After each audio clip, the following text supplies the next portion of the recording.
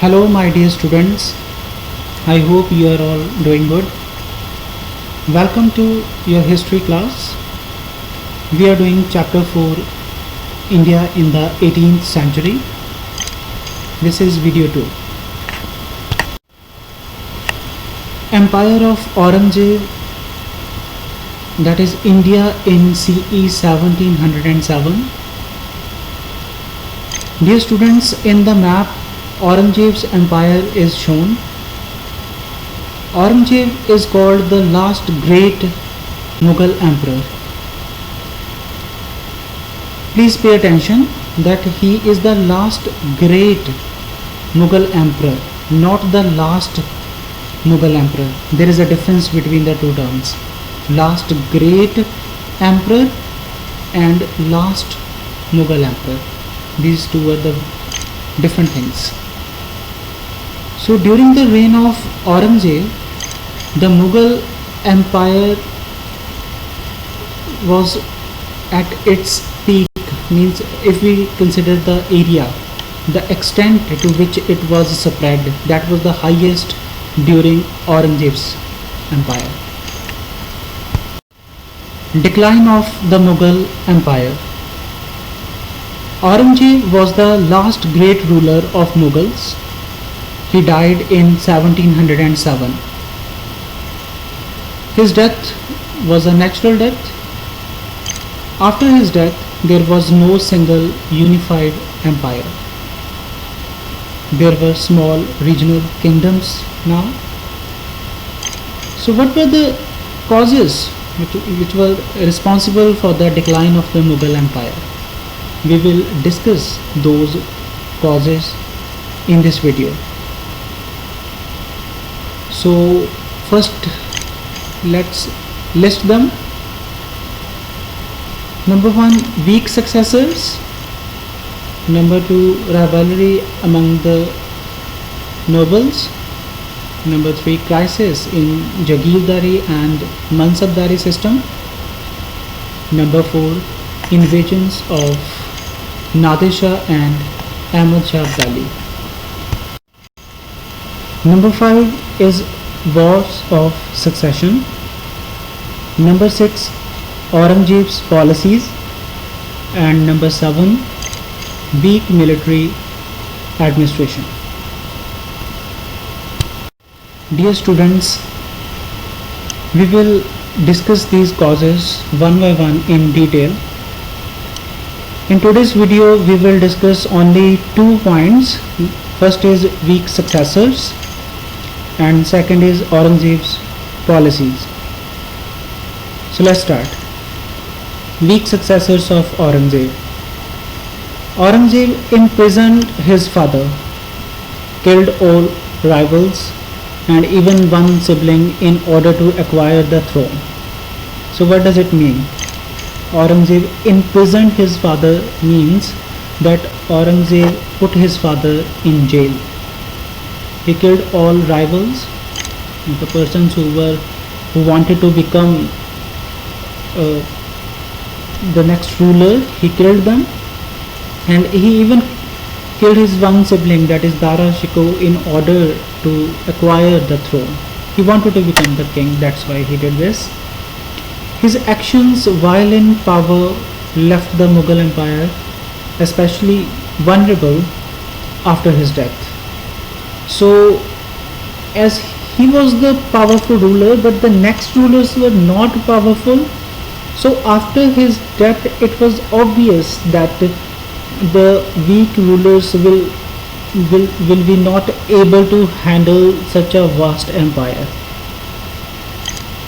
The successors of Aurangzeb were weak and became victims of the plots and conspiracies of ambitious Mansabdars. So there was Mansabdari system. Mansabdars were there, which we will discuss later. And those Mansabdars, they were making plots, they were spreading rumors, or they were spreading the conspiracy theories. So the weak and rulers who came after Aurangzeb, they become the victims of their plots and conspiracies. Aurangzeb's successors were inefficient generals and were incapable of suppressing revolts. Many kingdoms were becoming independent during that time, which we discussed in the last video also, and insufficient generals who were in the army of Aurangzeb's successors, they were incapable of suppressing those revolts which were caused by the rulers of those independent kingdoms, and more kingdoms were becoming independent during that time. So we can say that the power at the center was becoming weaker and weaker. The absence of a strong ruler, an efficient government, and a capable army made the Mughal Empire weak. So there were absence of these things. First of all, absence of strong ruler. Second, there was absence of efficient government. Third, the army was incapable. The second point which we are going to discuss in detail here is Aurangzeb's policies. Aurangzeb failed to realize that the Mughal Empire depended on the willing support of the people. He lost the support of the Rajputs, Hindu warrior caste, who had contributed greatly to the strength of the empire. Let me remind you here that we have already studied about Akbar in 7th standard. Akbar had very good relations with the Rajputs. On the other hand, Aurangzeb's policy with Rajputs were faulty.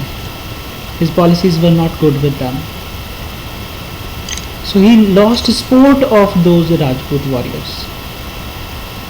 The Rajput had acted as pillars of support of the empire, but Aurangzeb's intolerant religious policies turned them to bitter foes, which means bitter enemies. So during the reign of Akbar, those Hindu Rajputs were friends of Akbar, and during Aurangzeb's time they were enemies of Aurangzeb. Why this is so? Because Aurangzeb's policies were religious policies were intolerant, because he was not tolerating Hindu people. The result, wars with various religious groups like the Sikhs, the Marathas, the Jats, the Rajputs, all of which drained the resources of the Mughal Empire. So what does it mean? That Aurangzeb fought with all these people. He fought with Sikhs, he had issues with Marathas, he had issues with Jats, he fought with Rajputs. So he was spending so much money as well. He drained the resources of the Mughal Empire as well. The treasury of Mughal Empire was becoming empty at Aurangzeb's time. So that's all for now. We will discuss the remaining topics in my next video. Thank you so much for watching.